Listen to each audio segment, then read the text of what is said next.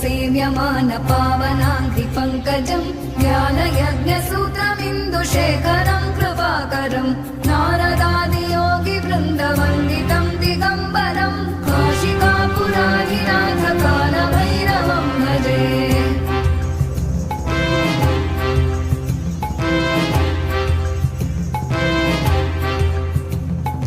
भानुकोटिभास्वनं भवाभितारकं परं नीलकण्ठमीप्सितार्थदायकं त्रिलोचनं कालकालमम्बुजाक्षमक्षशूलमक्षरं काशिकापुराधिनाथ कालभैरवं भजे।